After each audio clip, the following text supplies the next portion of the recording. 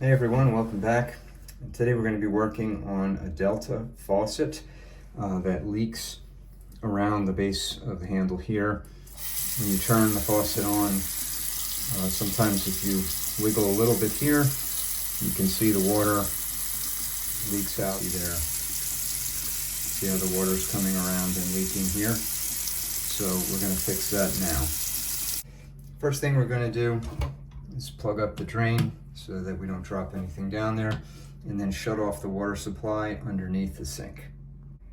And this applies to the Delta C-Spout two-handle faucet. Looks like models 3583 and 3584. Ours is made after September of 2002. There's another set of diagrams for models before 2002, although the parts that we're going to be replacing today are the same for both faucets regardless of the year that they were built. You can see here we'll be replacing the RP24096 stem unit assembly, and also here the RP4993 seats and springs.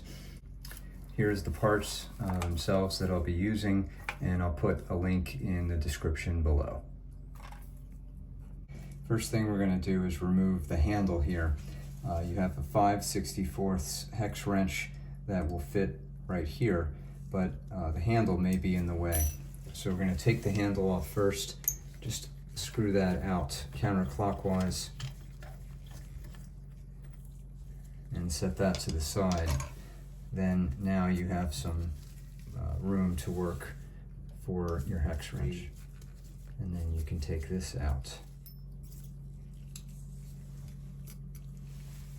Okay, once the handle and the hex bolt are removed, you can wiggle this and pull off the handle. Okay, so to remove the stem unit, on the part it shows us what we have to do. We're first going to have to unscrew this bonnet nut here. And once that's out of the way, then we can pull out the stem unit itself. Now to get off that bonnet nut, you can use a regular adjustable wrench or any type of a gripping wrench like this. And you just want to get that onto the nut itself, and then give that a couple of turns. Once that's loosened, you should be able to unscrew it the rest of the way by hand. If you have some mineral buildup on the nut or some of these metal parts, you can soak them a little bit in vinegar, brush off the mineral deposits with the toothbrush. All right, so now with that bonnet nut off, we should be able to lift out the stem unit. Now, if it's a little bit stubborn, you can use a pair of pliers, but I think just wiggling it a little bit, it's going to work its way up. Just be patient with it, don't wiggle too far, just kind of until it pops out, just like that. And just stick a paper towel in the hole where the cartridge was to soak up the water that's in there, and then we'll be able to see the other parts inside that area. But I wanted to also note here, when you pull out the cartridge, pay attention to the turn stop. This is a separate part and it might fall off or go flying, and it's this little plastic part ring like that that will sit right in that channel on the back of the stem unit. So that's the orientation that the stem unit went in and came out, and if you noticed when I tipped it over when it fell out, that piece came out. So just be very careful, pay attention to the orientation of everything here. Now inside where the stem unit was, you'll see here these parts, which are the other ones we're going to replace. It's the seat and the spring. You can use a hook or a pair of needle nose pliers and just carefully get in there and hook and lift them up. Same thing here with the spring. You'll see like that. And notice the orientation. The spring is a smaller diameter at the top. Now we'll take a paper towel and we'll wipe out inside that hole. I'll just spin it inside that opening and dry it out. And you can see here that the old rubber seat is in bad shape. So we'll take one of the seats and one of the springs and use the other set for the hot side. I'll put the spring in first, and I'm going to do that with a pair of needle nose pliers just so that we don't drop it in the wrong area. And we'll just lay that right in there and then position it until it's upright like that. We'll do the same thing with the rubber seat. Put that over the top of the spring and then make sure it sits over the spring straight up and down like that. It helps just use your finger to guide it, make sure that it's evenly on top of the spring. Okay, so now we're going to replace the stem unit assembly, which we had oriented like that. You'll notice there's an O-ring on the side. Make sure that the O-ring came up with the old stem unit so that you don't have any of that in here. And you may notice that the flat side here is the opposite orientation.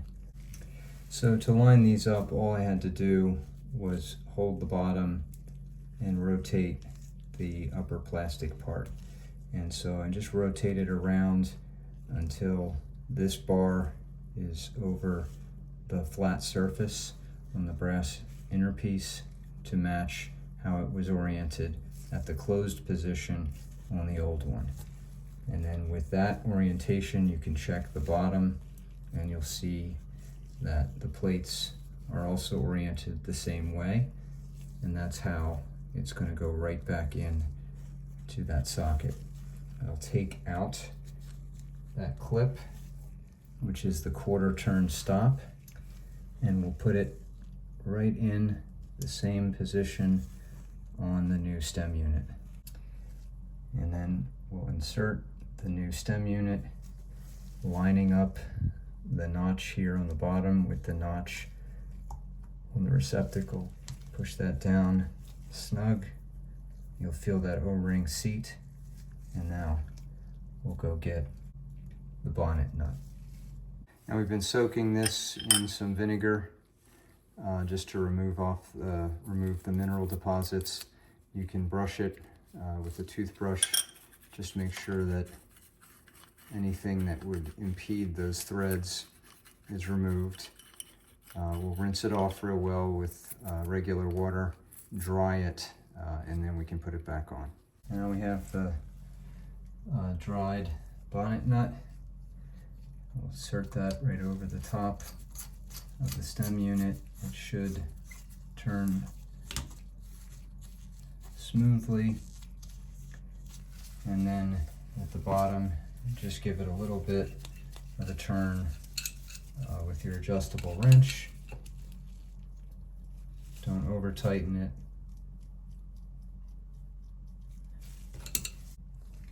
Okay, once that's tightened, you make sure that you have your quarter turn stop in the back and that your flat piece here is facing to the side.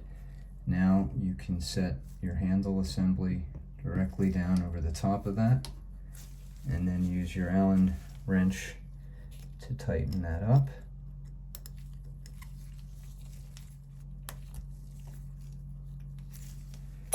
And then put your handle assembly